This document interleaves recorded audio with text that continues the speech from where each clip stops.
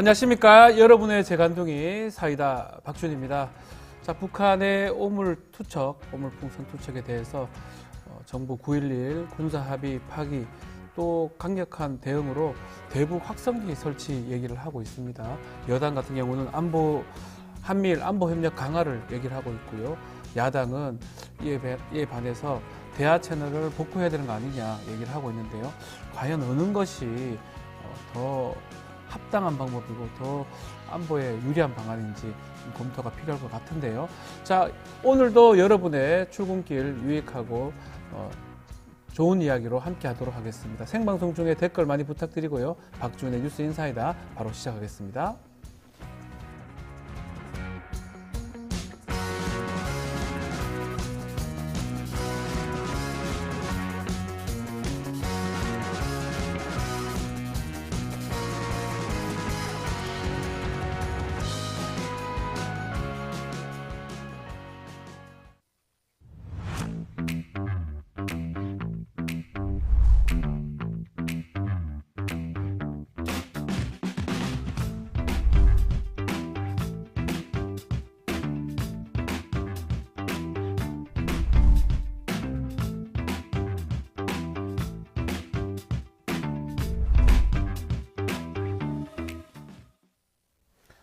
바쁜 아침 오늘 알아야 할 뉴스들만 엄선해서 여러분들에게 정리해 드리겠습니다. 듣기만 해도 이해가 쏙쏙 뉴스픽 시간입니다.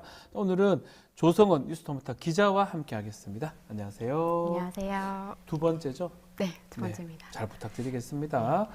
자, 어느 정도 예견됐던 일이긴 한데 22대 국회 초입부터 여야 정면 충돌, 대치 구도를 형성하고 있습니다. 법적으로는 7일까지 원 구성을 마쳐야 되는데 협상 시한은 얼마 안 남았습니다. 그렇지만 정쟁이 격화되는 모양새입니다. 또 지금 전현직 영부인 관련한 법안 공세도 만만치 않네요.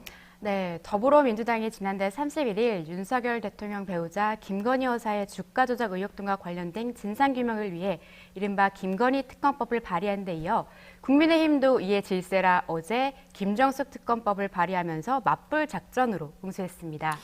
자, 김건희 특검법, 또 김정숙 특검법 알 것 같기도 한데요. 어떤 법안들인지 얘기를 좀 해주십시오. 네, 먼저 김건희 특검법부터 설명드리면 정식 명칭은 대통령 윤석열의 배우자 김건희의 주가 조작 의혹 등과 관련된 진상규명을 위한 특별검사 임명 등에 관한 법률안이고요. 네. 이성윤 더불어민주당 의원이 대표 발의했습니다.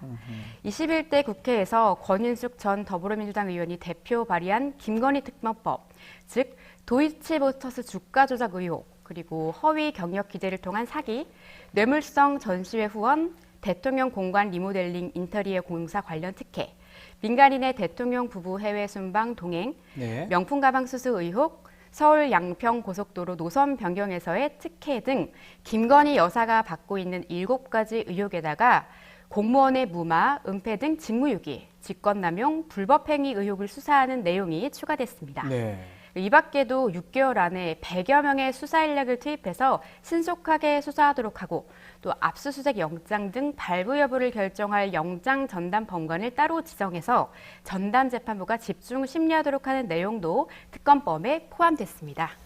자, 100명의 수사 인력 투입. 자, 신속하게 사건이 처리될 수 있는데요. 그런 뜻으로 보이는데 여기까지가 김건희 특검법 이야기입니다. 자, 김정숙 특검법. 여당이 발의했는데 어떤 법안입니까? 네, 국민의힘이 문재인 전 대통령 재임 기간에 논란이 됐던 김정숙 여사의 인도 방문 및 국정원 특수활동비 대납 의혹을 규명하기 위해서 발의한 법안인데요. 네. 정식 명칭은 문재인 전 대통령 배우자 김정숙의 호화 외유성 순방, 특수활동비 유용 및 직권남용 의혹 등의 진상 규명을 위한 특별검사 임명 등에 관한 법률안입니다.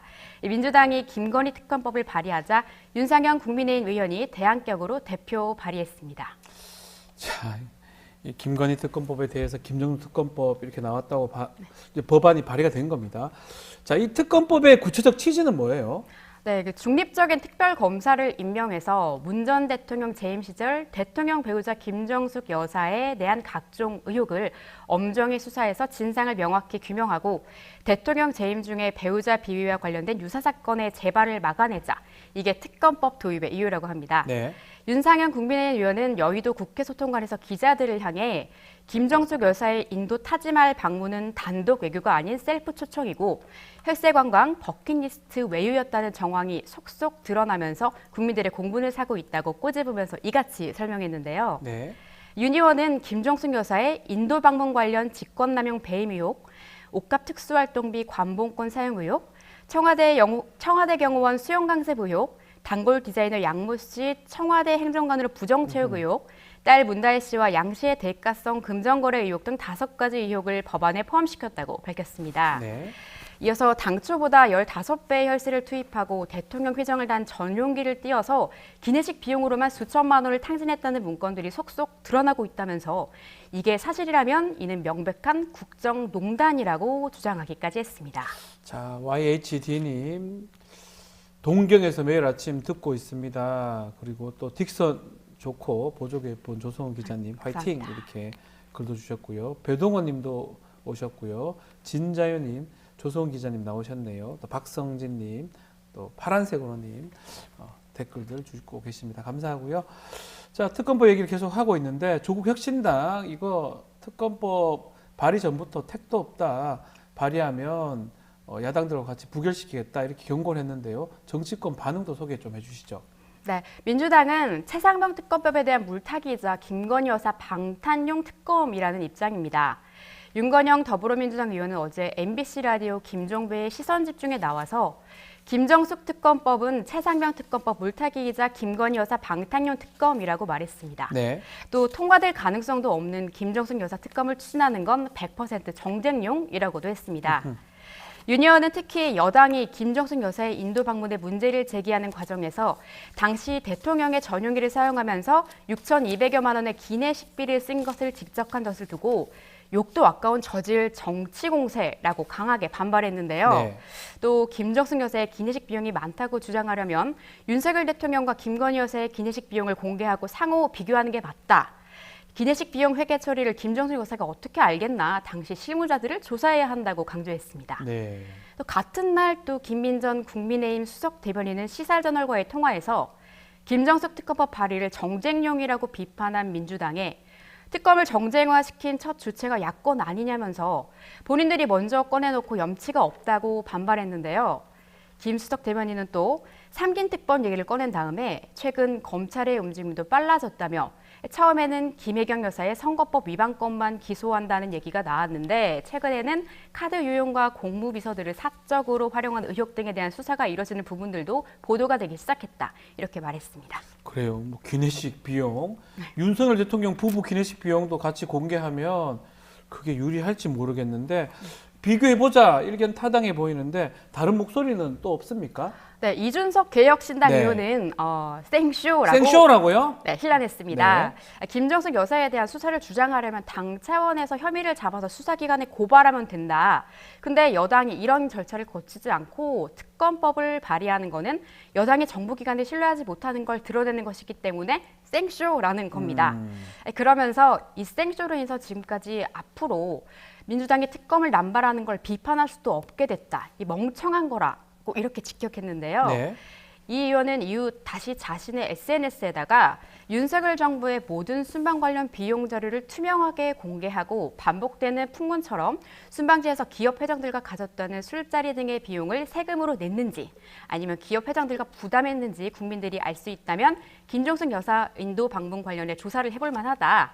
그리고 전직 대통령 부부야 뭐 이제 퇴임한 거지만 네. 현직 대통령은 지금 뭐 진행 중이니까 문제가 있으면 바로 잡아야 한다는 글을 게재하기도 했습니다. 그러니까 이제 윤석열 대통령 술자리 비용부터 먼저 좀 바로 잡고 공개를 해야 된다. 공개하고 바로 잡으라. 이 말 같은데 같은 당 개혁신당의 천하람 원내대표 김정숙 특검법 악수다라고 또 얘기를 했네요. 네, 천하람 개혁신당 원내대표는 어제 또 MBC 라디오 김종배의 시선집중에 나와서 네.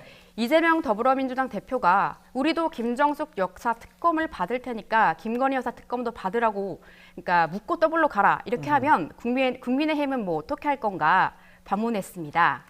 네, 더 디올백을 받는 모습을 전 국민에게 보인 김건희 여사 특검은 안 하고 네. 왜 김정숙 여사 특검 얘기를 하느냐.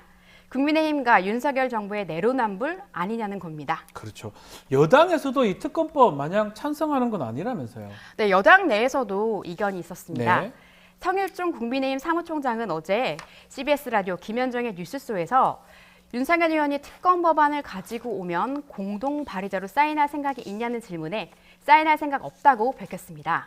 그러면서 그런 부분은 수사하면 된다. 수사가 미진하거나 문제가 있었을 때 특검으로 가는 것이라고 덧붙였는데요. 네. 최상병 특검법 반대 논리를 그대로 적용한 겁니다.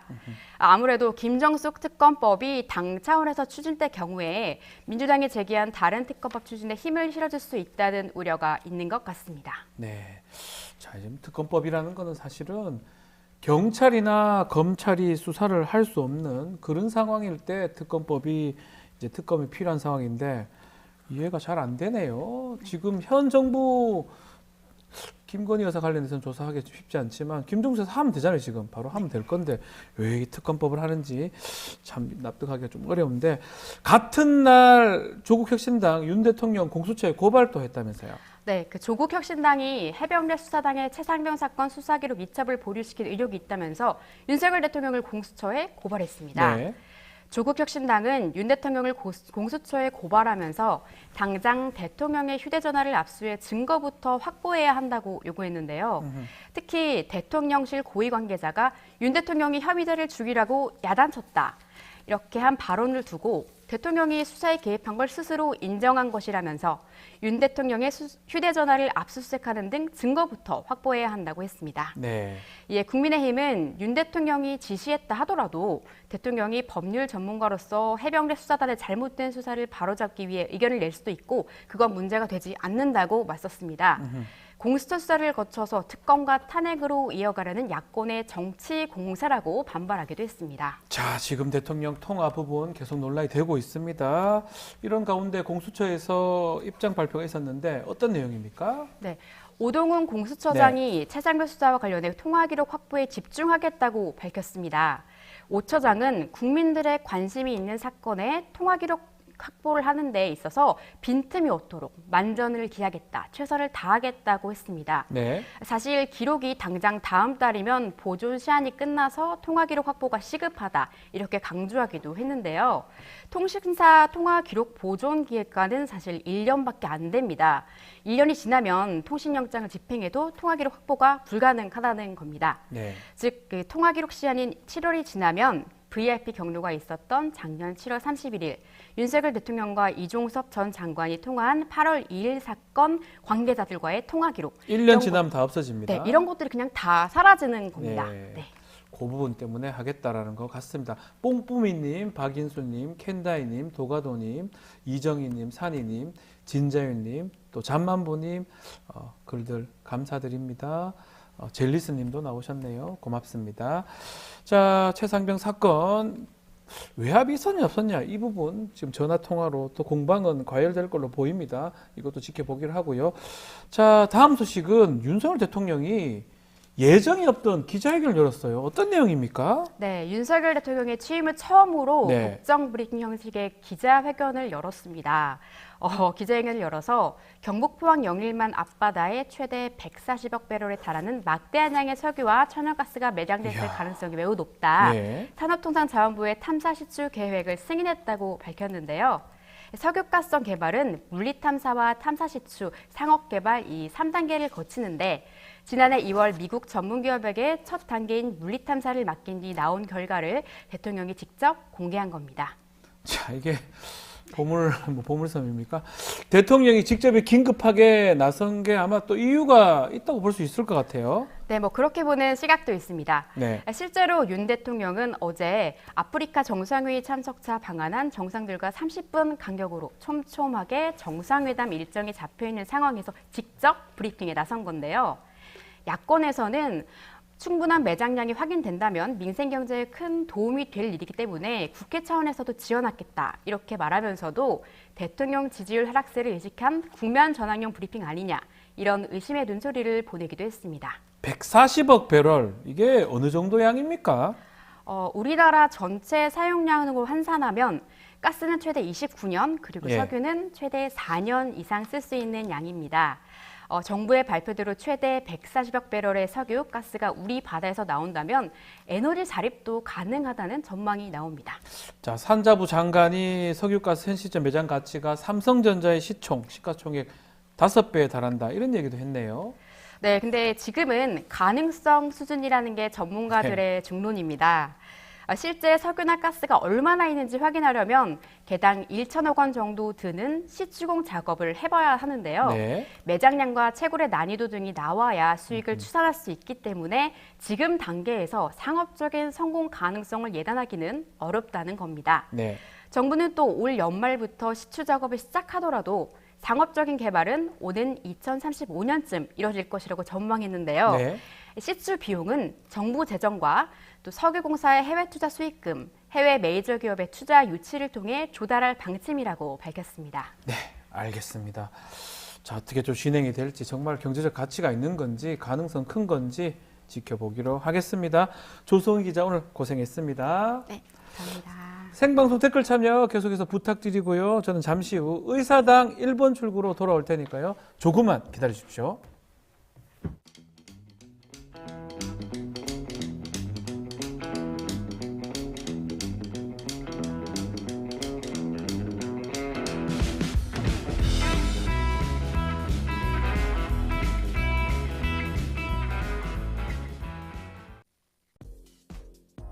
다가오는 2024년 하반기 여러분의 소중한 자산을 지킬 수 있는 특별한 시간을 마련했습니다.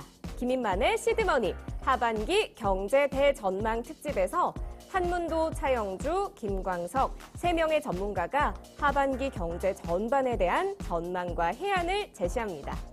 6월 4일부터 매주 화요일 오전 10시 30분 대한민국을 이끌고 있는 경제 전문가들의 날카로운 시각을 토마토 집통 유튜브 채널에서 라이브로 전해드릴 예정입니다. 시청자 여러분의 많은 시청 바랍니다. 자, 언젠가 여의도에서 비상한 날을 꿈꾸는 청년 정치인들과 함께 정치 현안 짚어보는 시간입니다. 의사당 1번 출구 시간인데요. 자, 오늘도 두 분 소개하겠습니다. 신은규 변호사, 황희도 노무현재단 이사 두 분 나오셨습니다. 안녕하십니까? 네, 안녕하세요. 안녕하십니까? 힘찹니다. 이렇게 네. 두 분 나오실 때마다. 감사합니다. 의사당 1번 출구 언제쯤 가십니까? 뭐 때가 되면 때가 되면 간다. 제가 원한다고 갈 수 있는 건 아닌 것 같고 그 꿈이 계속 있는 거죠? 뭐 항상 가지고는 있는데요. 그래도 저는 현실에 더 네. 충실하는 게 중요하다고 생각을 하기 때문에 네. 지금 제가 하고 있는 이 여러 가지 정치 행위들도 저는 뭐 나름대로 의미가 있다 그렇게 생각합니다. 황희도 이사도 마찬가지입니까? 저는 이런 신인규 위원장님 같은 정치인들이 더 많이 나오길 아. 기대하면서 그런 예. 가교 역할을 하고 있습니다. 가교 역할, 본인도 뜻을 버리지 마십시오. 네, 알겠습니다. 두 분 오늘 또 좋은 말씀 좀 부탁드리고요. 댓글에서 도가도님 오셨다 이렇게 너무 좋아하십니다. 예, 두 분 오셨다는 그 얘기로 들립니다. 자, 어제 윤석열 대통령 첫 국정 브리핑을 들었습니다. 포항 앞바다 석유 가스 매장 가능성 또 시추 계획 이거를 직접 본인이 이제 발표를 한 상황인데 이게 지금 우리가 지금 산유국이 될 수 있는 거냐 이렇게 기대 의견도 있지만 지지율이 지금 뭐 곤두박질 치니까 국면 전환하는 거 아니냐 최혜병 특검 막기 위한 거 아니냐 이런 비판의 목소리도 나오고 있습니다. 어떻게 지금 보고 계시는지 우리 신은규 변호사님 목소리부터 먼저 들어볼까요? 저는 지금 윤석열 대통령이 뭐 특검을 비롯해서 네. 지금 윤석열 부부 특검이잖아요. 그렇죠. 그러니까 사면 초과 상황에서 저는 좀 지금 뭔가 좀 정신을 잃어가는 거 아닌가라는 생각이 들었습니다. 왜냐하면 이게 논란으로 논란을 덮겠다라는 전략 외에는 네. 어제 대통령이 석유 시추에 대해서 그 가능성을 이야기를 했다라는 게 좀 믿어지지가 않더라고요. 네. 마치 저에 대해서 대통령께서 신인규가 이번 주에 로또 1등 당첨될 가능성 뭐 이런 거를 저한테 확인시켜주는 느낌이어가지고 예. 아예 틀린 말은 아닌데 예. 대통령이 업무 시간에 나와가지고 정책 브리핑에서 할 이야기는 아니거든요. 거의 예. 뭐 이거는 제정신일까라는 의심을 자아내는 수준의 저는 거의 생각이었다고 보고요. 네. 한 두 가지만 지적하자면은 메시지의 단위에 있어서 어제 그 석유 시추 부분은 산자부에서 검토하고 산자부 차원에서 그냥 하면 될 일이지 네.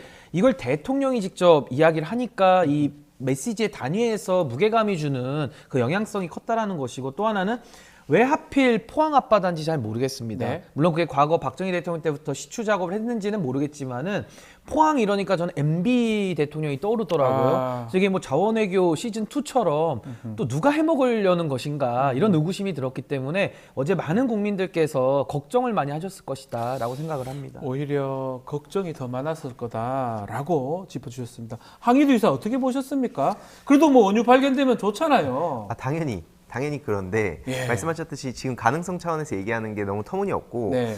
저도 한 3가지 정도 지적을 하고 싶은 게 하나는 이제 경제성이 핵심 아닙니까? 네. 76년에 박정희 정권 때 똑같은 곳에서 막 그 발견했다고 난리가 났었는데 1년 만에 경제성 없다고 평가가 났고 네. 그 이후로도 계속 그런 기대했다가 끝났다 이런 일들이 반복됐습니다. 근데 이런 상황에 지금 지질 조사랑 물리 탐사하는 정도로만 그 발표를 해버리니까 너무 섣부르다. 그러니까 결국엔 시추 탐사로 들어가면 여기에 또 한 뭐 1,000억 원대의 돈이 들어가도 성공 확률이 막 10에서 20% 정도밖에 안 네. 된다더라고요. 그러니까 이런 상황에 저렇게 대통령이 나서서 얘기하는 게 무슨 의미가 있냐?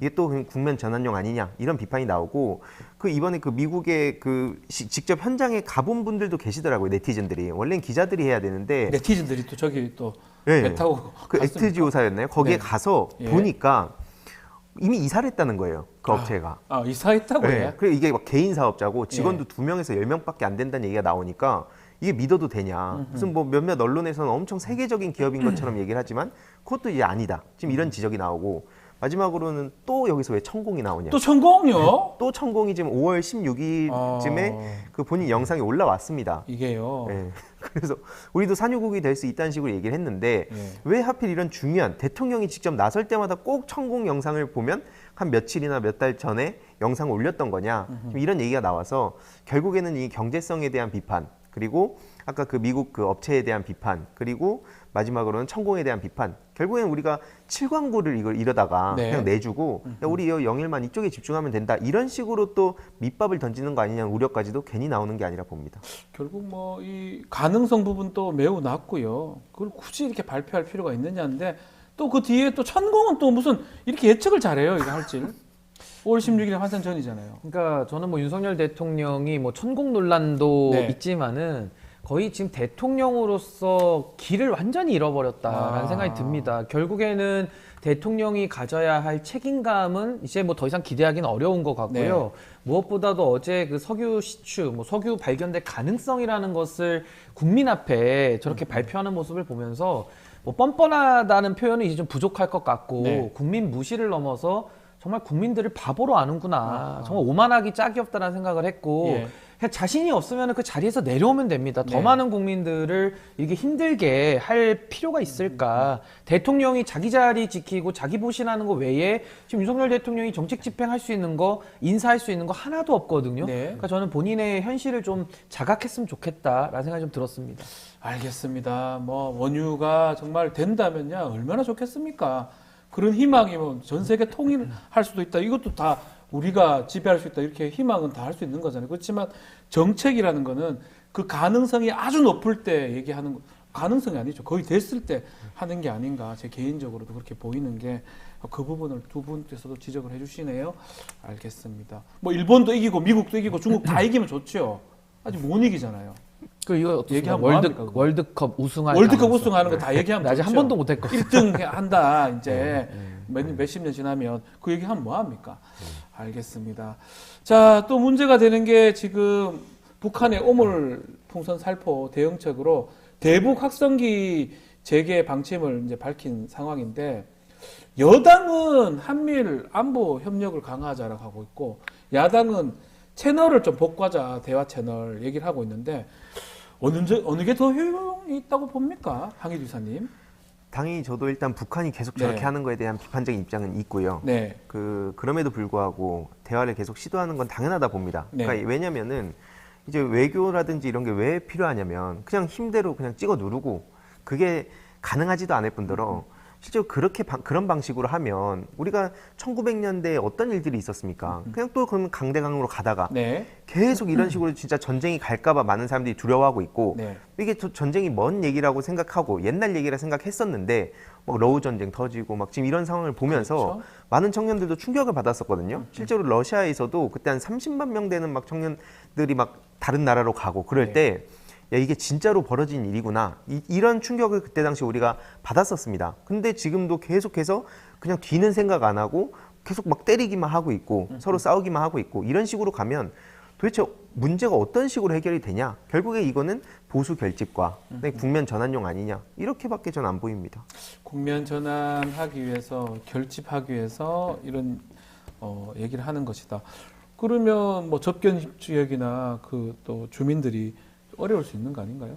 그러니까 지금 북한에서 무인기가 네. 넘어와도 뭐 발견도 못 하고요. 그리고 풍선이 이렇게 넘어오는데 오물을 담고 있었던 풍선이 넘어왔는데도 뭐 하나도 지켜내지 못한. 그러니까 네. 이렇게 되면 뭐 최혜병 특검 문제도 있지만은 이게 안보를 강조하는 보수 정권에는 저는 매우 치명적인 상황이다라고 생각을 하고요. 네. 더 심각한 것은 이제 앞으로 저게 오물 외에 어떤 화학전이 가미가 된 그런 전략 전술로 변화된다라고 한다면은 이건 엄청난 일이 될 수 있는 거거든요. 그래서 저는 좀 정부가 이 부분에 대해서는 안보 문제를 넘어서서 지금 또 저 오물 쓰레기가 차에도 이렇게 손상을 입혀가지고 이제 민생 문제로까지 비화가 됐거든요. 네. 그렇다면 저는 이제 국가가 좀 나설 때가 됐고 여기에 대해서 한미일 안보 협력, 뭐 대북 확성기 이런 식으로 더 긴장을 고조시키려고 하는 방법으로는 아무것도 해결이 안 되는 겁니다. 진짜 어디 국지전까지라도 나오고 나서 수습해봐야 아무 의미가 없는 거거든요. 네. 그래서 저는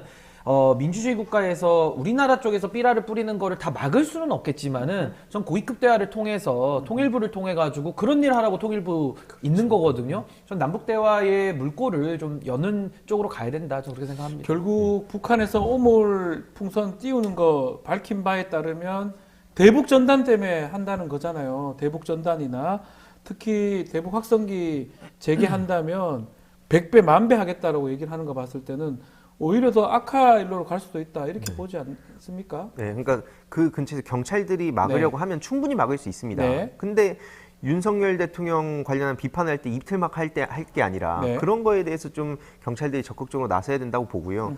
전 되게 그 요조의 인물로 한 명 계속 얘기하는 게 김태효 씨입니다.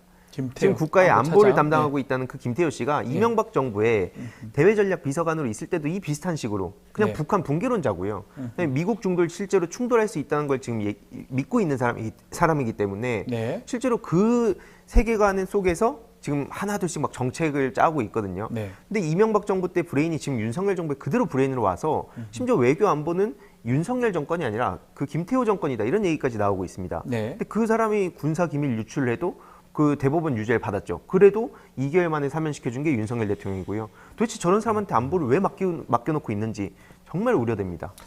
알겠습니다. 어느 방법이 더 효용성이 있고 안보는 한번 무너지기 시작하면 돌이킬 수가 없습니다. 그게 가장 문제예요. 뭔가 이렇게 대책을 잘 세우지 않는 이상은 그냥 돌이킬 수 없다는 게 또 우리 생명, 국민의 생명하고 관계된 부분이기 때문에 꼼꼼하고 잘 세워야 되지 않을까 생각이 근데 그 듭니다. 안보를 강조한다라는 말을 100번, 1000번 해도 믿기가 어려운 게 네. 최혜병 특검에 대해서 저렇게 거부를 하는 입장 속에서 안보의 이응자를 얘기해도 국민들이 믿을 수가 없고 네. 최근에도 그 논산에서 훈련병이 매우 안타까운 희생을 당하지 않았습니까? 그렇죠. 근데도 대통령이 연찬에 가서 술 먹고 어퍼컷 하고 있는데 어느 국민이 그 안보에 대한 진정성을 믿겠습니까? 그래서 저는 윤석열 정권은 이제 본인의 밑바닥을 다 드러냈기 때문에 전 정권 차원에서 좀 대결단이 좀 필요하다라는 생각이 좀 듭니다. 결단, 제정신 뭐 세게 좀 말씀하시네요. 아니 지금 뭐 하는 행동을 보면 더 부추기는 거 아니에요? 아니, 부추기지 않습니다, 저는. 제 표현이 저는 부족하지 않다. 맞아요. 여충분 네. 저는 적합한 표현이라고 생각합니다. 알겠습니다. 아주 하나만 네, 얘기하면 네. 최혜병 확인입니다. 사건 얘기하니까 호칠 대대장 우리가 진짜 잊으면 안 된다고 네, 네. 봅니다. 그러니까 그분 보면 너무 마음이 아픈 게 그때 당시에 막 사진까지 찍어서 그 대원들 그렇게 보내면 안 된다. 그 우려를 표했던 사람이 그 지금까지도 계속 그 유가족분들한테도 책임지겠다 이렇게 네. 입장을 표하는 분이 정작 왕따 당하고 있고 예. 지금 정신병 치료받고 계시잖아요.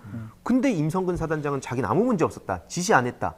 뻔히 알고 있었으면서도 이게 지금 그 군 지휘부들뿐만 아니라 그냥 전체적으로 저 썩어 빠진 생각을 하고 있었다는 걸 보여주는 거기 때문에 네. 그 포칠 대대장이 어떤 식으로 지금 찍혀 누름을 당하고 있는지도 우리가 같이 계속 볼 필요가 있다 봅니다. 그 포항의 대대장 말씀을 주셨습니다. 뭐 또 녹음 자료들이 녹취 자료들이 다 공개가 됐었죠. 아마 국민들은 다 알고 있지 않을까 생각이 듭니다. 자, 정치권으로 한번 가보겠습니다. 여야 원구성 협상 법적으로는 7일까지 국회법상으로 7일까지 해야 되는데 만약에 그때까지 안 된다면 민주당 18개 상임위 뭐 독식도 할 수 있다 이렇게 압박을 하고 있고요. 국민의힘은 무슨 소리냐 힘대로 하려고 그러냐라고 지금 싸우는 상황입니다. 원구성 갈등 어떻게 보고 계시죠? 황희두 이사부터 말씀 좀 부탁드리겠습니다. 네, 뭐 그냥 의미 없는 하나만 한 소리라고 생각합니다. 왜냐면은 이게 민주진영 지지자들 입장에서도 네. 이게 속이 터졌던 게 뭐 180석 갖고 뭐 했냐 뭐 이런 얘기들 많이 나오잖아요. 네. 아니 법사위 그냥 애초에 법사위원장이라든지 혹은 국회의장이라든지 요 둘 중에 하나라도 본인들이 먹고 아무것도 안 하겠다 네. 이런 의지를 그냥 보이는 거라 봅니다. 그러니까 지금 저런 얘기를 할 거면 최소한 지난 국회에서 본인들이 계속 얘기하고 있는 뭐 법대로의 그 법대로를 제대로 보여주든가 네. 아니면 뭐 대화와 타협과 협치를 얘기할 거면 그런 모습을 제대로 보여줬어야 되는데 지금 제대로 돌아가지도 않고 있고 네. 심지어 윤석열 대통령은 본인 당에서 입법한 것도 막 거부권을 남발하고 있고 그러니까 이게 제대로 돌아가지가 않잖아요. 말로는 상권분립 국가라고 하는데 입법부 자체가 아예 그냥 무력화되고 없는 셈입니다. 네. 근데 이런 상황에 자꾸 이런 식으로 국힘이 언플하면 누가 이거에 대해서 국힘 일부 지지자들 제외하고는 지금 보수 그 정치인도 있지만 이렇게 앞에 보수 지지자들도 지금 어이가 없다는 거예요. 네. 이대로 가면 안 된다. 전 그렇게 생각합니다. 어떻습니까? 원구성 관련해서? 그러니까 저는 윤석열 대통령과 정부 여당의 논리에 모순이 있는 것이 합의 처리하지 않으면은 효력이 없다라는 엉뚱한 얘기를 하거든요. 네. 그럼 반대로 말하면 윤석열 대통령 우리가 다 합의로 뽑았습니까? 0.7% 차이로 뽑아서 본인 행정권을 지금 독점해서 쓰고 있는 거거든요. 네. 내지는 상권 분립을 무시하는 행태까지 도 넘은 짓을 하고 있기 때문에 저는 갑자기 이제 와서 합의 운운하는 거는 좀 이율배반적이다 이런 생각이 들고 국회법이 어떻게 되어 있습니까? 원래는 13대 국회 이후에 정치가 살아있을 때는 관행을 가지고 서로 뭐 국회 내부에서도 견제와 균형이 좋죠. 근데 어느 순간에서부턴가 대한민국 국회에서의 정치는 이미 사망 상태에 빠져 있거든요. 그럼 사망 상태에서 여전히 관행을 주장하면은 서로 주장하는 관행이 다른 겁니다. 그러면 영원히 만날 수가 없어요. 그럼 국회를 또 개점 위협 상태로 놀려야 된다는 건데 그럴 거면은 총선 때 뭐더러 투표했습니까? 그 많은 돈을 들여가지고. 그러니까 저는 정치 관행으로 할 때까지 해보는데 안 되면은 표결을 하는 겁니다. 그리고 과거에 국민의힘의 전신인 한나라당도 노무현 대통령 탄핵할 때 합의해서 한 게 아니거든요. 그때 당시에 경호권까지 발동해서 한 거기 때문에 전 국회법 원칙대로 하면은 결국 상임위원장은 임시의장의 예에 따라서 하게 되기 때문에 다 표결로 하는 거거든요. 네. 그럼 저는 민주당이 지금 같은 상황에서는 전체 전 상임위원장을 가져가는 게 맞다고 보고 다만 민주당에서도 그 많은 힘을 가지고 윤석열 대통령을 견제하는 정부를 견제하는 쪽에서는 저는 뭐 마음껏 힘을 써도 된다라고 보지만은 어떤 제도 변경 내지는 사회에 많은 영향을 주는 많은 분들의 합의를 이끌어야 될 사안에 대해서는 그 힘을 절제할 필요가 있다. 그래서 국민들을 위한 국회를 만들 책임은 이제 민주당에게 있다. 저는 그렇게 생각합니다. 관행이 맞지만 결국 그 관행대로 안 될 것 같으면 결국 법대로 가야 되는데 법대로 간다면 국민의힘이 불리하잖아요. 그럼 국민의힘이 더 저자세로 가야 되는 거 아니에요? 그렇죠. 지금 말씀대로라면? 그렇죠. 그러니까 이게 지금 가만 보면 네. 야당 대표가 누구고 대통령과 그 정부 여당이 어디인가 되게 궁금해질 정도예요. 네. 왜냐하면 이재명 대표가 많이 내려놨잖아요. 네. 연금 개혁안에 대해서도 반발자국이라도 가자. 그래서 소득 대출에 대해서도 내준 상황 아닙니까? 근데 그거 가지고도 또 믿을 수 없다. 네. 뭐 본인들이 얘기했던 것도 부정하고 있고요. 진짜 민생회복지원금도 보편으로 가자고 쭉 밀어왔는데 이것도 지금 이거 논쟁하면 아까 말씀하신 끝도 없어지니까 네. 그럼 차등 지원하겠다 했습니다. 근데 또 그것도 안 한다는 거예요. 막 얘기도 제대로 안 하고 네. 욕만 하고 있고 그러니까 이러니까 그럼 뭘 하자는 거지 도대체? 네. 결국 본인들이 얘기했던 걸 본인들이 싸우고 있는 거예요. 네. 도대체 이 꼬라지를 언제까지 봐야 됩니까? 그러니까 대통령은 정치하겠다라고 이야기를 하면서 네. 정치는커녕 지금 요리하면서 전 부치고 있잖아요. 그러니까 그게 대통령의 역할이 김치찌개하고 계란말이. 그러니까 계란말이 네. 전 부치듯이. 예. 그러니까 그런 거 하라고 대통령 뽑은 게 아니기 때문에 본인 입으로 정치하겠다라고 했으면은 지금 우리 황 이사님 말씀하신 대로 여러 가지 민주당과 소통하고 접점을 찾고 의사 결정을 해가지고 국민들을 위한 일을 해야 되는데 네. 전혀 그럴 마음은 없다. 그래서 제가 결단을 촉구하는 겁니다. 정권 차원에서. 결단을 좀 해달라. 공감합니다. 신은규 변호사님 좀 세게 이렇게 하시는 것 같습니다. 자, 이 와중에 어제 윤석열 국민의힘 의원이 김정수 여사 관련 특검법 발의했습니다. 개혁신당의 이준석 의원 여당이 검찰 수사 못 믿냐 생쇼다 이런 입장도 밝혔는데요. 김정숙 특검법 우리 황희두 이사 좀 할 말씀 있을 것 같아요. 네, 생쇼 맞다고 보고요. 아, 생쇼입니까? 그러니까 이게 좀 그 먹힐 얘기를 했으면 좋겠습니다. 네. 예를 들어서 뭐 김정숙 여사가 주가 조작을 했다, 네. 명품백을 받았다, 갑자기 땅을 꺾었다, 뭐 네. 이런 내용이었다면 예.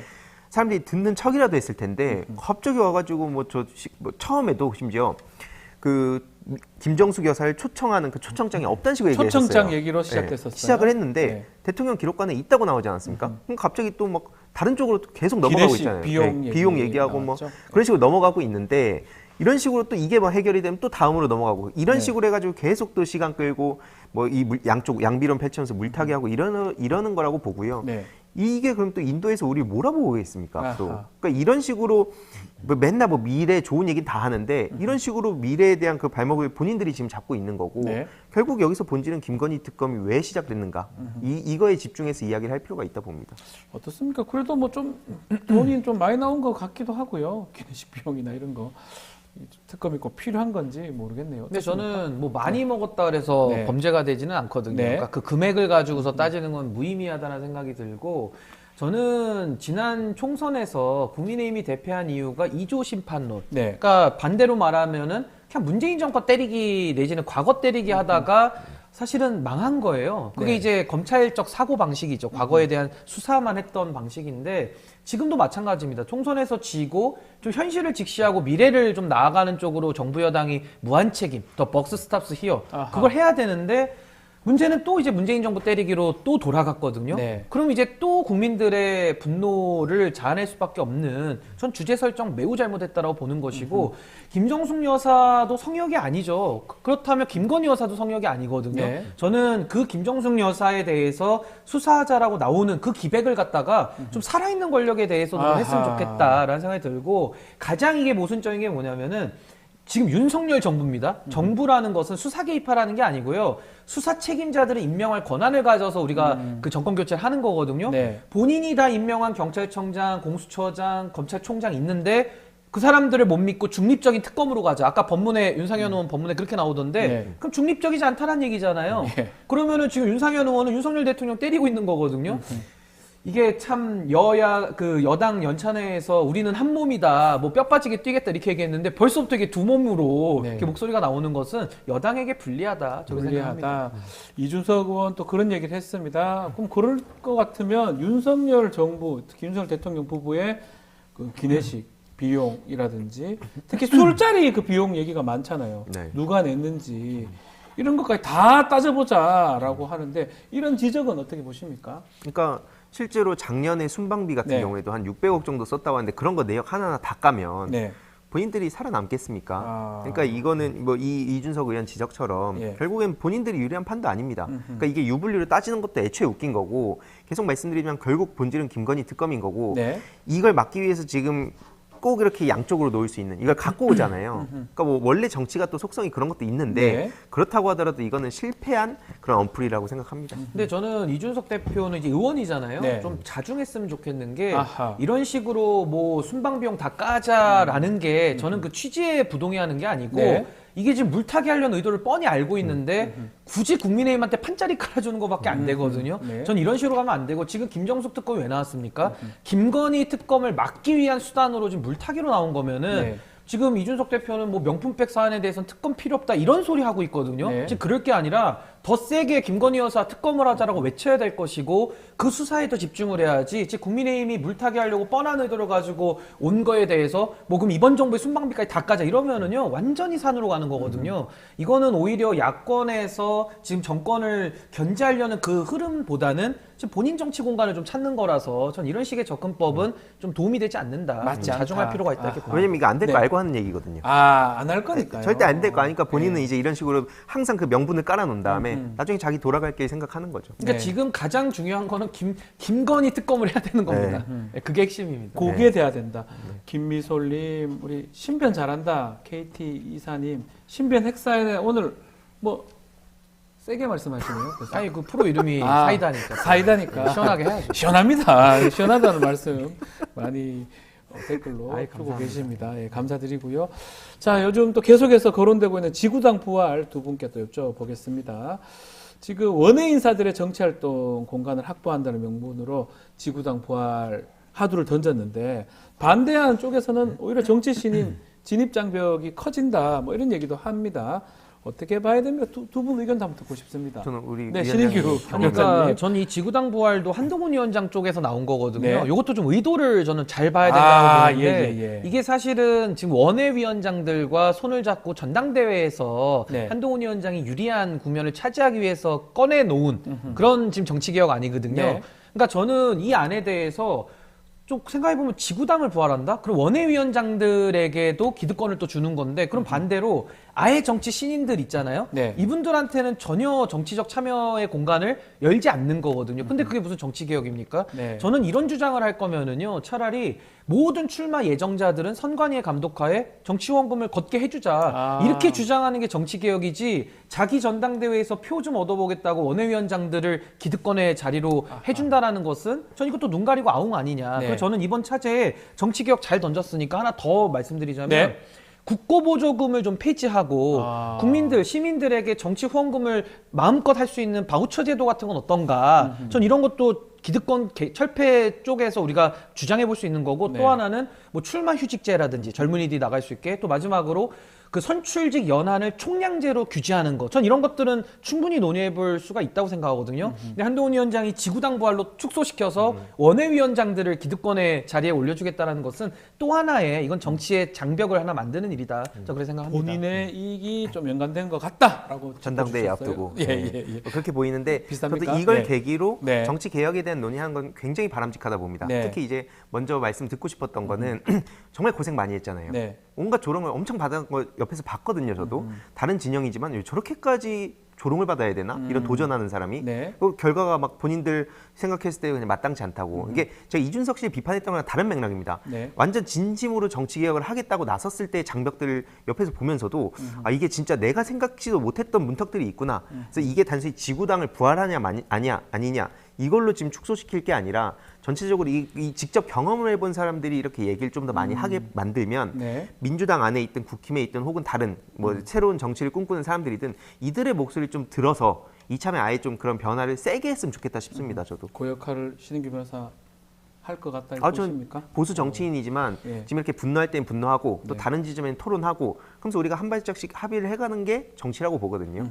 그런 의미에서 전 진짜 그러니까 리스펙합니다. 저는 한동훈 네. 위원장은 출마 한 번도 안 해보신 분이잖아요. 네. 그러니까 제가 그 뭐 경험 없다고 해서 제가 뭐 무시하자는 게 아니라 전혀 현실을 모르면서 엉뚱한 얘기를 하니까 조금은 답답한 겁니다. 그래서 네. 아무래도 법무부 장관 출신이 바로 비대위원장이 오다 보니까 아마 그 폐해를 갖다가 총선에서도 본인이 느꼈을 텐데 아직도 정치에 대해서 저변을 넓히는 이 정치개혁에 대한 이해가 너무 부족하다. 그래서 저는 이 부분에 대해서는 한동훈 위원장이 좀 더 지금 제가 말씀드린 내용들에 대해서도 고민해 볼 필요가 있다라고 저는 생각을 합니다. 알겠습니다. 이제 시간이 얼마 안 남았는데 요거 하나만 좀 다뤄보고 마무리를 해야 될 것 같습니다. 축하난 얘기입니다. 축하난을 지금 조국혁신당 수령 거부하기도 하고요. 민주당에도 일부 의원들도 밖으로 돌려보낸 분들이 있었던 것 같아요. 국민의힘 협치를 걷어찼다, 옹졸한 정치다 비판도 했고요. 어떻게 봐야 됩니까? 신기 변호사님. 그러니까 저는 이 난 논란을 보면서는 네. 참 정치 사망 상태를 보여주는 좀 비극적 단면 아닌가라는 생각이 들고 전 이게 이렇게 이슈가 될 내용인지는 잘 모르겠어요. 네. 그러니까 대통령은 축하해서 보낼 자유가 있고 또 받은 사람은 누구는 물을 주면서 쑥쑥 키우는 사람도 있는 네. 거고 또 누구는 갖다 버릴 수도 있는 거 아닙니까? 그러니까 저는 그게 자유롭게 서로 그냥 본인들의 자유에 따라서 이건 하면 될 일 같은데 이게 또 논란으로 돼가지고 참 국민들 보시기에는 너무 민망한 장면 같다. 이걸 가지고 서로 옹졸한 정치다, 어떤 정치다 서로 그 딱지 붙이면서 비판만 하는 것은 지금 참 정치가 제자리를 못 찾고 있다라는 그런 반증 아니겠는가. 전 좀 씁쓸하게 지켜봤습니다. 어떻게 나는 만약에 그런 게 왔다면 버리는 게 맞아요? 키우는 게 맞아요? 돌려주는 게 맞아요? 저 뭐 자유주의적 아, 내 관점으로 마음이다. 보면, 예, 충분히 그럴 수 있다 아. 보고 이제 이렇게 좋은 사람한테 오면 키울 거고요. 내가 싫은 사람한테 오면 저라면 돌려보낼 것 같은데 네가 왜 주는데 이렇게 될 것 같은데. 그렇죠. 그러니까 네. 이게 사실 호불호 차원도 있지만 네. 상징적인 장면인 거죠. 그러니까 네. 윤석열 대통령이 거부권을 14번 썼다는 거 아닙니까? 그렇죠. 그런 게 있겠죠. 입법부를 소위 개무시를 했잖아요. 아 무시요? 그래놓고 난을 보내면 매기는 네. 거니까. 예. 그러니까 물론 이제 그냥 통상적으로 한 거라고 하지만 네. 난 그럼 안 받겠다. 대통령이 국회를 존중하고 그런 식으로 거부권을 진짜 필요한 데만 쓰면 이런 일이 없었겠죠. 네. 그런 상황이 아닌데 그냥 버렸다면 이거 쇼라고 욕할 수 있지만 네. 이걸 상징적으로 해서 보여주는 장면이고 뭐 오래 갈 이슈는 아니라 봅니다. 그러니까 뭐 거부권 하니까 우리는 할 수 있는 게 난 안 받는 거, 난 거부 이렇게 그 정도로 의사 표시를 한 것이다. 그러니까 이렇게 봐야 된다. 지금의 이 정치 상황이 비정상이라는 네. 것을 그분들은 난을 안 받고, 그러니까 버리는 그 모습을 통해서 의사 표시를 한 걸로 그냥 보면 되는데 네. 이걸 가지고 서로 또 옹졸하니 안 하니 또 이렇게 논란을 이어가면서 소위 그 언론에 한 번씩 이름이라도 걸쳐보려는 이런 갈고리 행위가 저는 좀 보기 불편하다. 이 국민들 보시기에는 얼마나 좀 날도 더운데. 그러니까 이게 딱 그거죠. 네. 대통령이 보고 계시죠? 이거잖아요, 솔직히. 좀 보고 너무합니다. 계시죠? 네. 이렇게 보입니다. 아니 왜냐면 그런 식으로 대통령 뭐 옹졸한 정치다 이런 식으로 하면서 기사 말씀하셨듯이 한 줄 나면 이참에 친윤 그룹한테 지지도 받고 이렇게 네. 되니까 그럴 시간에 대통령한테 거부권 제대로 써달라고 얘기했으면 좋겠습니다. 알겠습니다. 자, 오늘 두 분 아주 강하게 오늘 또 말씀들을 해줘가지고 댓글에서는 시원하다, 사이다, 정말 오늘 뉴스인 사이다, 맞네, 사이다다 이렇게 얘기 주십니다. 자, 신인규 변호사, 항의도 이사와 의사당 1번 출구 함께했습니다. 두 분 말씀 감사합니다. 고맙습니다.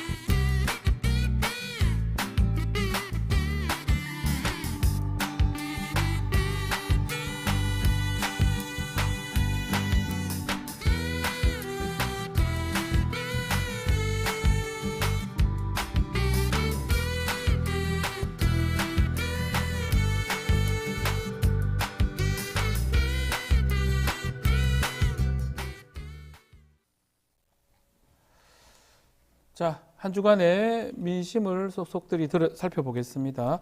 이승영 뉴스토마토 본부장, 또 유닝 오피니언 라이브 센터장님과 함께하겠습니다. 안녕하십니까? 네, 안녕하십니까? 네, 안녕하십니까? 자, 쇼미더 민심 코너인데요. 뉴스토마토 의뢰로 미디어 토마토에서 실시한 여론조사, 저희가 한 주간의 여론 동향 같이 이야기 좀 나눠보겠습니다. 이번 조사 뉴스토마토 의뢰로 지난 1일부터 2일까지 실시한 내용이고요. 18세 이상 전국 성인 남녀 1,008명을 대상으로 실시가 됐습니다. 표본 오차는 95%, 신뢰 수준은 플러스 마이너스 3.1%포인트입니다. 안심번호를 활용한 자동 응답 방식이고요. 응답률은 5.9%로 집계가 됐습니다. 자, 먼저 국정운영 평가를 알아보겠습니다. 윤석열 대통령의 국정운영 평가 어떻게 나왔습니까? 네, 긍정 평가가 27.8%, 네. 부정 평가가 67.1% 이렇게 결과가 나왔고요. 네. 전체적으로는 지난주와 크게 달라진 건 없습니다. 네. 예. 거의 거의 비슷한 수치인데 네. 다만 대구 경북에서 부정 평가가 58.3% 대구 경북에서요? 대구 경북에서 우와. 긍정 평가는 33.2%였고 이야. 그 차이가 무려 12% 정도 되는 건데 예. 지난주에는 그 긍정이 48.2, 부정이 47.1%로 팽팽했어요. 네. 근데 이렇게까지 TK에서 격차가 벌어졌습니다. TK 조금 그 범위를 넓혀서 보수층까지 보면 예. 지금 보수층에서 긍정 평가는 54.3%고 부정이 43.1%인데 예. 이걸 보면 역시 보수로부터도 전폭적인 지지를 못 받는 추세가 계속되고 있다. 그리고 중도 민심만 요번에 놓고 보면 네. 73.5%가 부정. 그러니까 예전에 진보층에 물었을 때 한 요 정도 나왔는데 이제는 중도층 민심이 70%대가 됐고 부정이 네. 진보 민심은 80%를 훌쩍 넘고 있다. 이렇게. 자, 지금 저희 조사는 아니지만 지난주 갤럽 조사는 네. 21% 1% 나왔습니다. 저희는 그래도 미디어토마토는 뭐 지난주하고 비슷하긴 한데 좀 눈에 띈 부분이 보수층에서 많이 좀 돌아서고 있다, 더 떨어졌다. 이 부분을 지적해 주셨습니다. 예, 윤영선 대장님. 예, 그래서 이제 뭐 그 이제 대통령 국정운영 평가를 하게 되면 이제 네. 긍정 평가, 그것을 대통령 지지율, 국정 지지율이라고 부르는데 네. 그것이 통상적으로 보면은 여당 지지층에서는 한 뭐 70% 정도, 또 보수 성향층이라고 하는 보수 성향이라고 하는 분들한테는 또 한 60% 이상 이렇게 이제 나와줘야 기본적으로 뭐 30% 중반대 이제 이렇게 나올 수 있는 것이거든요. 그렇죠. 지금은 보수 성향층 또는 국민의힘 지지층에서도 사실 말씀하신 대로 전폭적인 긍정 평가가 제약되어 있는 상황이기 때문에 전체 이제 30%를 넘지 못하는 이제 이 흐름 나올 수밖에 없는 그런 상황인데요. 우리 지금 진행자께서 말씀하신 이제 한국갤럽조사에서는 한 21% 나왔다. 네. 근데 여기서는 왜 이제 27.8% 높게 나왔냐 이렇게 생각하시는 그런 분들이 아마 지적들도 있으실 것 같아요. 그래서 이제 조사는 뭐 조사 이제 어떻게 하는지에 따라 가지고 이 정도 차이는 나타나게 되는데 네. 한국갤럽조사는 일전에 말씀드렸는데 두 가지 선택지가 있어요. 잘한다, 못한다. 딱 두 개예요. 딱 딱 두 개. 예. 예. 그러면 그게 뭐냐? 그러면 대체로 잘한다가 없는 거예요. 그러니까 예. 잘한다라는 것을 비율을 가지고 뭐 국정 지지율이라고 부르고 또 매우 잘한다, 대체로 잘한다를 묶어서 국정 지지율이라고 부르는 것인데 네. 두 개 있으면 무슨 차이냐? 그러면은 어떤 국면에서 그러니까 굉장히 안 좋은 상황에서 물어봤을 때 잘한다라고 얘기를 단정적으로 못 하는 거예요. 그런 경우에는 뭐 못한다라고 응답하거나 아니면 뭐 모른 무응답으로 가거나 그렇죠. 이도저도 아니다라고 이제 얘기를 중간치가 했어요. 없는 거네요. 그러면 네. 적어지는 거거든요. 예. 그러니까 2점 척도일 때는 그 문제가 있어요. 그런 이제 현상들이 나타납니다. 안 예. 좋은 상황에서 더 안 좋게 나오는 현상. 네. 그래서 이제 한국갤럽조사가 이제 그렇게 나오는 수치는 그 배경이 그렇게 있고요. 네. 또 한 가지 이제 다른 조사들은 이디어토마토 조사뿐만 아니라 많은 조사들이 매우 잘한다, 대체로 잘한다가 있으니까 그것은 이제 전화면접 조사든 ARS 조사든 차이를 떠나가지고 그렇게 되면 어쨌든 이제 20% 후반대, 네. 뭐 어떤 거는 이제 30%까지 나오는 현상들이 있지만 뭐 근본적인 결과 차이라고 보실 필요는 없고요. 이제 그 선택지 구성에 따른 그런 문제 요인이 있다라고 보시는 게 좋을 것 같습니다. 네. 지난주도 본부장님. 이렇게 돌이켜 보면 다 마이너스 포인트였죠. 뭐 기억나는 건 계란말이, 김치찌개, 뭐 예. 어퍼컷 세레머니 예. 또 나왔죠. 뭐 똘똘 뭉치자, 다 잊어버리고 예. 술 마시자. 그것도 그 사망한 훈련병 장례가 있던 날 연찬회에서 네. 또 그렇게 하는 걸 보면서 어떻게 이렇게 좀 뭐랄까 뻔뻔할 수 있나. 네. 예? 마치 딴 세상에 사는 사람들 아닌가라는 생각들을 많이들 하신 것 같아요. 네. 그래서 평생 뭐 갑의 인생만 살아서 어떤 서민들의 정서를 공감을 못하는 것인지 그런 거에 대한 의문까지 들 정도였기 때문에 네. 27%도 저는 뭐 많이 나왔다. 많이 나온 것이다. 이렇게. 라고 생각을 합니다. 자, 이게 뭐 지금 총선 이후에 거의 20%대에서 거의 움직이지를 못하고 있는 것 같아요. 저희 미디어 토마토 조사도 비슷하고요. 자, 어제 윤석열 대통령이 취임 후 첫 국정 브리핑을 했습니다. 포항 영일만 앞바다에 140만 배럴 석유가 있다. 140억. 아, 죄송해요. 140억 배럴 있으면 좋겠다, 진짜. 자, 석유 가스가 매장되어 있을 가능성이 있다. 라면서 탐사 시추 계획을 승인했는데, 요게 앞으로 지지율에 좀 긍정적 영향을 미칠 수 있을까요? 이게 어제 국정 브리핑이라는 이름으로 갑자기 예. 나왔어요. 그 첫 국정 브리핑을 이제 한다는 네. 식으로 얘기를 하고 결국 그 모든 언론 매체들이 탑뉴스로 지금 다루고 맞습니다. 호들갑을 지금 떠는 상황인데 마치 보물선이 나왔다 뭐 이런 거랑 좀 비슷한 것 같아요. 예. 대통령이 직접 나와서 발표를 했습니다. 네. 항상 보면은 좋은 거는 자기가 직접 등장을 하고 나쁜 거는 참모들이 나오고 뭐 그런 패턴인데 어쨌든 뭐 좋은 일이죠. 이게 네. 사실이라면 좋은 건데 저희는 이 석유 뭐 산유국 뭐 이거와 관련해서 또 트라우마 같은 게 좀 있지 않습니까? 이런 일이 몇 번 있었지 않나요? 있었어요. 네. 몇 번 있었고 특히 가장 유명했던 게 1976년에 그 박정희 전 대통령 때 뭐 발견됐다 했는데 알고 보니까 아닌 걸로 나서 그때도 사실 박정희 대통령이 정치적으로 상당히 좀 어려운 시기였을 겁니다. 76년이면. 그래서 임신 때죠. 참 공교롭게도 요때 요거를 왜 하필 그동안 이렇게 그 어제 발표 이전의 상황들을 보면 네. 뭐 최혜병 그 사건과 관련해서 많은 새로운 이야기들이 지속적으로 나오고 있는 상황 아닙니까? 22대 국회 개원에서 특검 얘기도 나오는 상황이고 지금 지지율은 지금 10%까지 떨어질 떨어질 수가 기세에 있다. 있다는 그런 상황이고 그래서 이게 뭔가 무리수를 둔 게 아닌가라는 생각도 듭니다. 물론 나라의 경사죠. 이게 사실이라면. 그리고 뭐 모든 걸 다 떠나서 뭐 나오면 좋은 건데 내년 상반기를 되면 뭐 구체적으로 안다고 하는데 아직 시추도 안 한 상황이어서 네. 구멍도 안 뚫어봤어요. 네. 뚫어봐야 하는 겁니다. 이거. 예. 자, 그렇다면 지지율에 이게 국민들이 첫 번째 모르겠지만 두 번째, 세 번째 되면 사실 별로 크게 믿음은 안 갈 것 같기도 하고요. 가능성이잖아요. 퍼센트.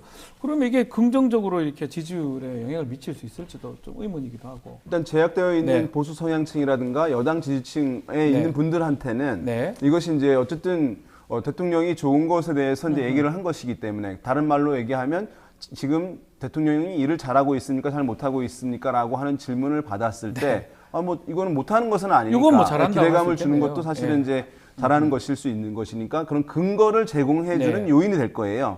그래서 이제 그분들에서는 일정 부분 저는 긍정적인 효과가 있을 수 있겠고 왜냐하면 또 미디어에서도 많이 이제 보도가 나가고 네. 하는 것이니까 그러면 그것을 이제 듣게 되는 것이군요. 나라에 대해서 이제 좀 좋은 일이 생길 수도 있겠다라고 생각하시는 분들이 있는 거예요. 어떤 분들은 이제 그것 귀담아 듣지 않는 분들도 있는 반면에 그러니까 그런 보수 성향층, 국민의힘 지지층에서는 이제 긍정적인 효과를 줄 것이기 때문에 다소간 뭐 이제 지지율 상승에 영향을 이제 줄 수 있는 사안이라고 할 수 있을 텐데 대개 이제 어떤 이런 경우에 보면은 대개 이제 악재가 커져서 이제 낮은 국면 위기 상황이다라고 했을 때 정무적인 이제 판단들을 사실은 많이 하거든요. 네. 모든 선거 캠프라든가 아니면 뭐 대통령실 같은 데서도 이 상황을 지금 반전을 가져올 수 있는 카드가 무엇이냐에 대한 고민들을 가장 먼저 하게 돼요. 네. 그런 상황에서 지금 이제 한국갤럽 조사가 20% 초반대로 갔다. 여기 굉장히 위험하다라고 하는 문제의식은, 위기의식은 가지고 있을 상황이에요. 그러면 단기간에 이것을 반전시킬 카드를 한번 찾아보자. 그것이 예전에는 이제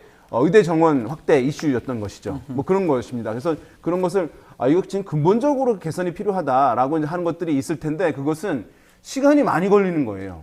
작업이 많이 걸리는 것이기 때문에 단기간에 이제 할 수 있는 부분들을 하다 보니까 이 얘기가 리스크가 있음에도 불구하고 이것을 이제 꺼냈다고 하면 우리가 뭐 가능성이 이제 20%라고 하지만 확률이 사실은 그 위험성이 있는 거잖아요. 불확실성이 있는 거잖아요. 근데 그런 것을 대통령이 직접 발표를 했다고 하는 것은 약간 지금 전반적으로 국정을 이끌어갈 동력이 완전히 상실될 수도 있겠다고 하는 위험한 상황에서 다소간 어쨌든 불확실성이 있지만 이것을 갖고 이 국면을 넘어가야 한다라고 하는 이제 그런 판단하에서 이것을 좀 얘기한 측면들이 있다고 할 수 있어요. 만약에 온전하다고 하면 그 불확실한 측면이 있기 때문에 나중에 데미지가 더 클 수도 있으니까 잘못되면 좀 신중해야 된다라고 하는 것이 원래는 합리적일 수 있는 상황인데 그거 없었다고 볼 수는 없는데 그렇지만 지금 국면이 워낙 다급한 상황이기 때문에 뭔가 국민들이 긍정적으로 인식할 만한, 기대할 만한, 평가할 만한 사안이 필요하다라고 하는 차원에서 거기에 이제 방점을 두고 얘기를 한 것이라고 뭐 정치적으로 판단하게 됩니다. 그만큼 상황이 좀 급하고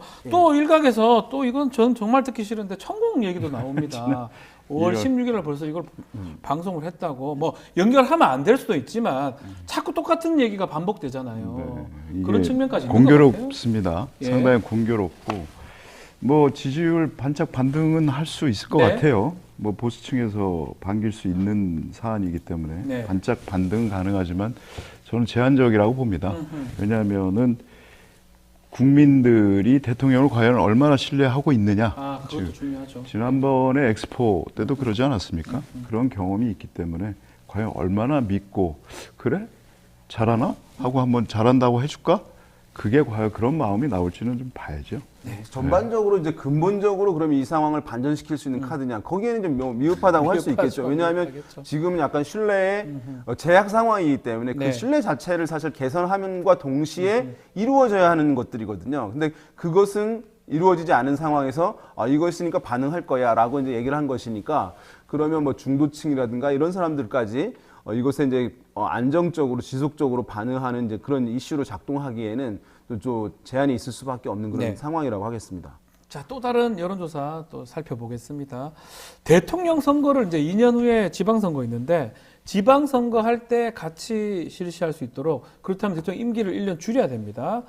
5년 단임제, 지금 현행헌법은 그런데 4년 중임으로 개헌하는 거 이거 의견을 저희가 토마토에서 물어봤는데 어떤 결과가 나왔을까요? 궁금합니다. 찬성한다 55.5%, 아하. 반대한다 33.2%, 잘 모르겠다 11.3%, 와. 553311 이렇게 나왔습니다. 비슷한 뭐 패턴 같기도 한데 531. 네. 예상보다 저는 찬성 여론이 높은 그렇군요. 걸로 예. 보입니다. 예. 왜냐하면 현 대통령 임기를 1년 단축한다는 내용이 포함되어 있었거든요. 예, 문항에. 그게 있었군요. 그럼에도 불구하고 20대부터 60대까지 뭐 폭은 차이가 있지만 찬성이 우세합니다. 네. 70세 예. 이상만 빼고 전 지역에서 찬성이 우세해요. 네. 이번에 아까 대통령 지지율에서도 그랬습니다마는 대구 경북도 찬성이 51%. 아, 이거 참 하면서 반대가 36.1% 이렇게 나왔는데 예.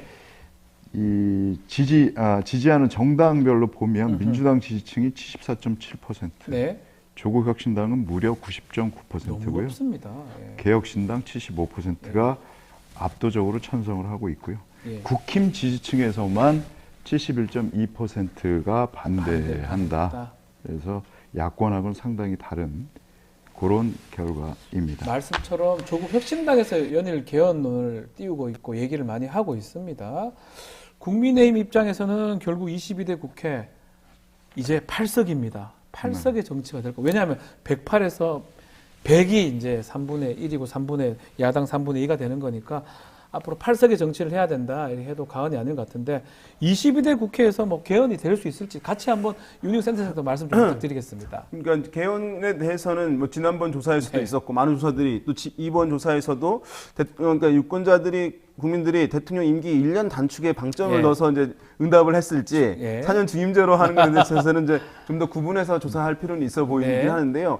개헌이 필요하다. 지금의 이제 개헌 헌법으로는 네. 이제 우리가 헌법에서 우리 변호사이기는 합니다만은 옷의 비유를 많이 하거든요. 네. 유명한 이제 헌법학자가 비유를 한 것이거든요. 옷은 이제 갈아입어야 된다. 성인이 되면. 그렇죠. 그래서 이제 옛날 옷이니까 너무 끼어 있는 상황이고. 87년도 옷입니다. 예. 1987년도. 새롭게 옷을 만들어야 된다는 표현을 네. 이제 뭐 헌법 교과서에 나오는 네. 표현이잖아요.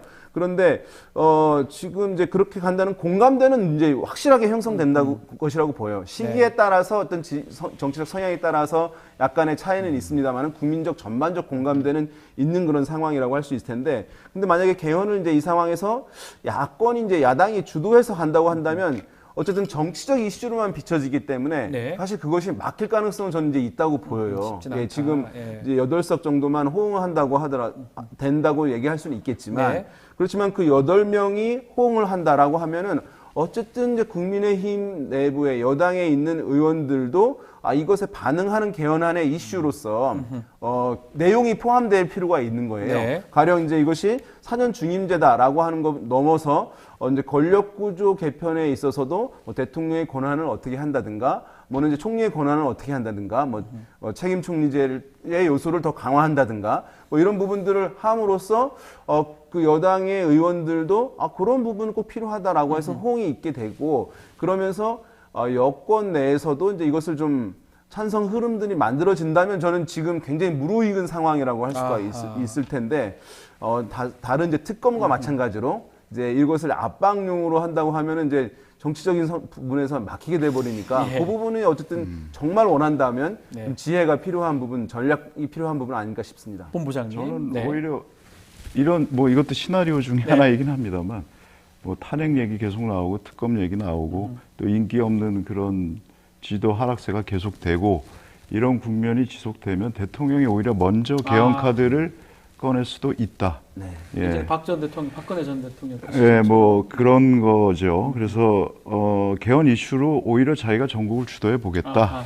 국회에 끌려 다닐 바에는 자기가 주도해 보겠다. 혹은 이렇게 개헌을 제안을 하고 국회 여야가 또 치고받고 싸울 거 아닙니까? 네. 그걸 자기는 이슈에서 쏙 빠지고 뭐 이런 모양새를 연출하는 것도 나쁘진 않을 것이다.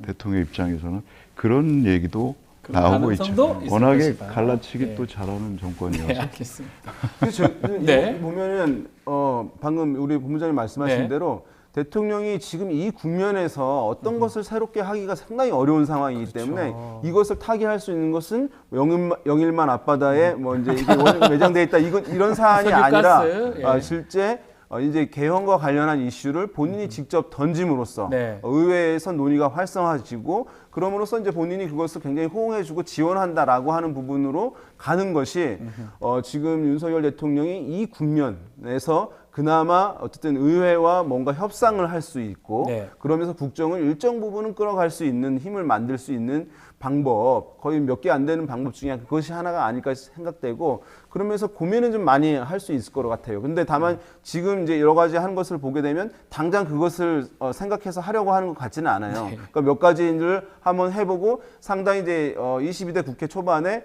아무것도 사실 되는 것이 없다. 야당에 밀려서 그런 것이 반복된다고 한다면 저는 이제 대통령이 이 부분에 대해서는 한번 깊이 있게 고민하는 국면이 오지 않을까라는 생각이 듭니다. 알겠습니다. 자, 그리고 우리나라 주요 정당들이 앞으로 나아가야 할 방향, 그 방향에 대해서 저희가 질문을 해봤는데요. 어떤 정당으로 돼야 된다, 나아가야 한다, 응답이 나왔습니까? 네. 대중이 중시되는 정당 64.9%, 예. 당원 중심의 정당 22.7%, 예. 잘 모르겠다 12.5%. 이게 네, 지역이나 뭐 지지 정당들도 좀 차이가 있을까요? 이게 전 연령층 전 네. 지역에서 국민 여론을 중시하는 대중 중시 정당을 꼽은 응답자가 더 우세했어요. 예. 당원 주인의 중심 정당보다. 대중 중심. 특히 호남에서도 70.3%가 대중을 중시하는 정당을 네. 꼽았고 TK와 부울경에서도 각각 68.1, 69.5%가 대중 중시 정당을 꼽았고요. 네. 민주당 지지층에서도 57.9%가 대중 중심의 정당을 원했습니다. 자, 그리고, 조금 예. 분위기가 지금 더민주혁신회인가요? 네. 민주당 지금 네. 보면 대민주주의를 좀 태행으로 규정하면서 당원한테 좀 뭔가 좀 할 수 있는 전당원 투표 이런 거 좀 다른 좀 예. 분위기 같기도 하고요. 민주당 당원분들, 특히 권리 당원분들은 이제 지난 대선 이전부터 어떤 내부적으로 우리 민주당이 겪어온 일들을 좀 생각을 하면 그 내용들이 이상한 내용들이 아니죠. 네. 그러니까 뭐냐면 그때 지난 대선에서의 분열을 가장 뼈아프게 생각하고 있는 거거든요. 그렇죠. 당시 그 이낙연 후보의 어떤 분열로 인해서 0.7%포인트 차로 아쉽게 정권을 내줬다. 이런 회한 같은 것들이 있는 겁니다. 그래서 이제는 똘똘 뭉쳐야 된다. 이런 것들이 더 있는 것이고. 네. 근데 지난번에 추미애 의원이 국회의원 의장에서 또 낙마하다 보니까 이래서는 또 진다는 불안감과 분노가 예. 여기에 녹아든 게 아닌가. 아하. 예. 다만 이제 이번 여론조사에서도 민주당 지지층의 당원들만 있는 건 아니거든요. 그렇죠. 그렇죠? 그렇기 때문에 최소한 비당원들의 민심도 어떤 수용해 갈 수 있는 어떤 그 정당의 길을 좀 모색을 해야 된다. 너무 한쪽으로 또 치우치면 안 된다. 뭐 저는 그렇게 그렇게. 결론 그러니까 났다고. 박찬대 의원이 아주 묘하게 얘기를 했어요. 예, 예. 당원 중심의 대중 정당. 뭐 이렇게 다 합친 거예요. 예, 이렇게 얘기를 표현했던데 네. 그 말이 뭐 틀린 말은 아니죠. 네, 윤 센터장님. 예. 네. 그래서 이게 이제 당원한테 물어본 조사가 아니라 대중에게 물어본 조사이기 때문에 네. 사실 이제 이렇게 높게 나올 수밖에 없는 것이고요. 이제 뭐 보시는 분들에 따라서 이제 다르게 볼 수는 있지만 이제 그 당 운영이 어쨌든 당원들의 의견들이 많이 반영돼야 한다. 이것을 아마 뭐 이제 반대하는 흐름들은 많지 않으리라고 그렇죠. 보는데 네. 근데 궁극적으로 당을 통해서 선거에서 승리함으로써 어떤 의사를 정책을 관철하는 것이니까 네. 그러면 지지층의 의견들이 아무리 이제 많이 반영됐다 하더라도 대중의 의견과 또는 선거에서 승리할 만큼의 그 비율을 확보하지 못한 채로 흘러가게 된다면 네. 결국 최종적으로 실현하지 못하는 부분이 있기 때문에 이 부분은 조화를 시키는 거 그것이 사실은 계속 과제일 수밖에 없어요. 그럼 조화를 어떤 국면으로 시키느냐 그것은 국면에 따라 좀 다른 측면이 있다고 볼 수가 있어요. 뭐냐면 뭔가 개혁적인 조치들이 많이 필요하다라고 하는 공감대가 있을 때 당원들의 의사가 관철되어서 거기 가야 된다면 그 흐름은 그때 좀 강화하는 것이 필요할 텐데 만약에 어떤 정당이 대중 자체의 지지를 매우 받지 못하는 상황이에요. 그럼 모든 선거에서 나와서 판판이 깨질 수밖에 없는 구조예요. 그런데 대중의 의견들을 반영을 그때는 많이 해줘야 되는 것이거든요. 근데 그것을 반영하는 거 비율을 대폭 줄이고 당원만 배중하게 되면 선거에서 패배하게 돼버리는 네. 문제가 있기 때문에 그것은 이제 그 정당이 처해 있는 환경에서 국면에서 당원과 대중 의견들, 일반인들의 의견들을 어느 범위로 유연하게 조정할 것인가 이 부분의 관점에서 접근할 필요가 있지 않나 저는 그렇게 생각합니다. 알겠습니다. 자, 국민의힘 얘기 좀 해보겠습니다.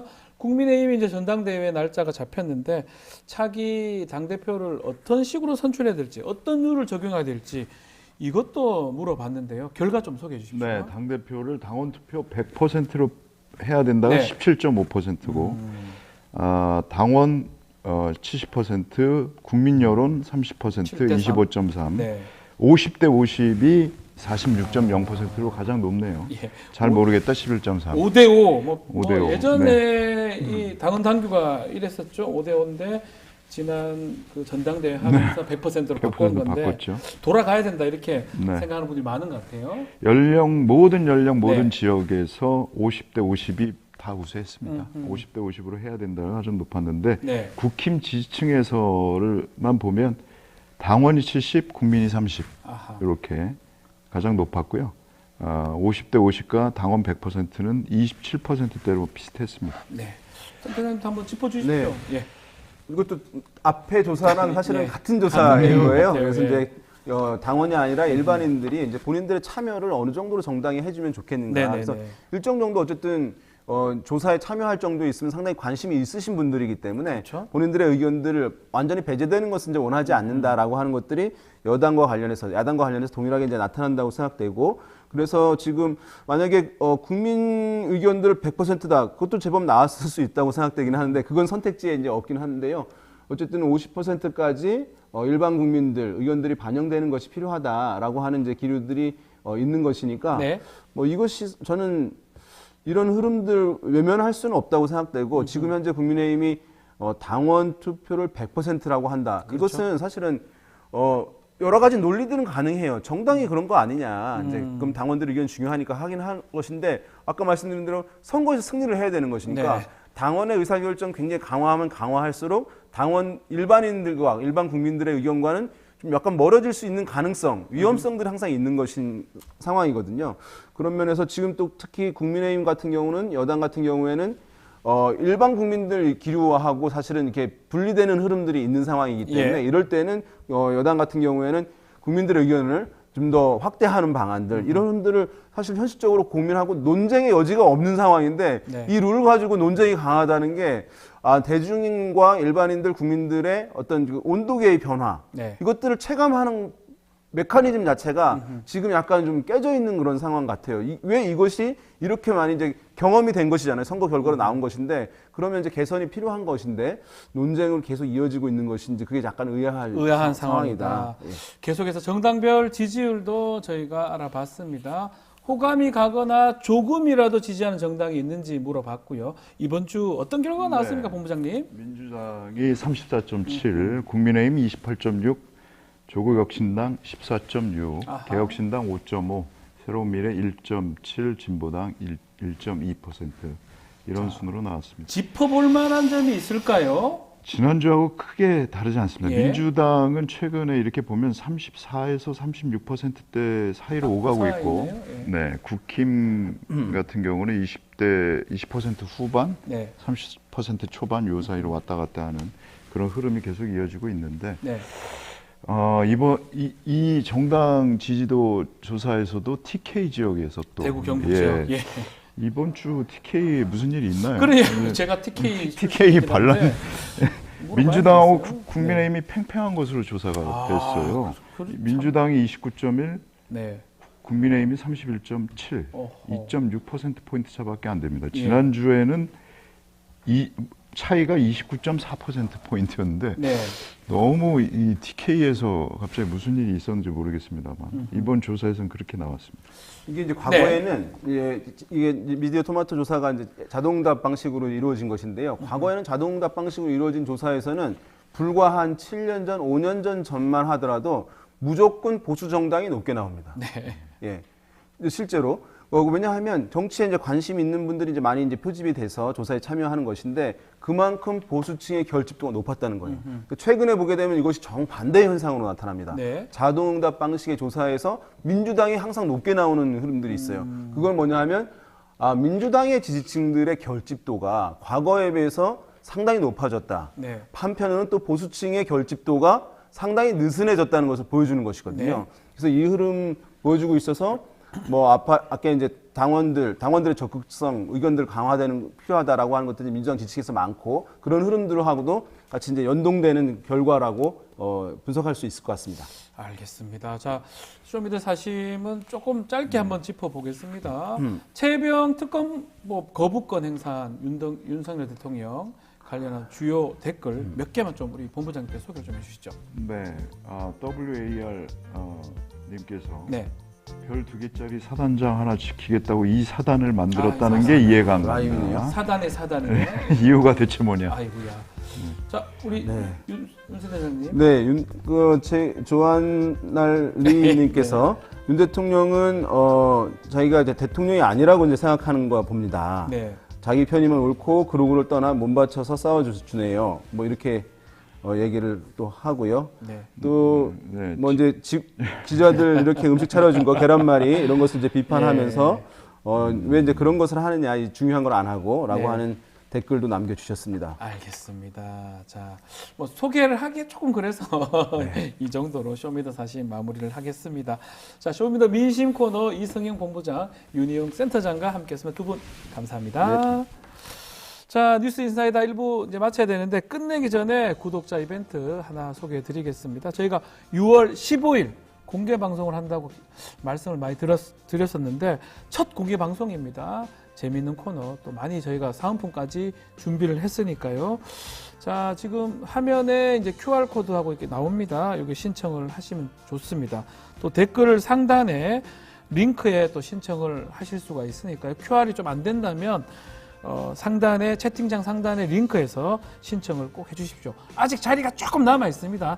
지금 빨리 들으셔야지만이 관람이 또 공개 방송 가능하니까요. 꼭 신청 부탁드리겠습니다.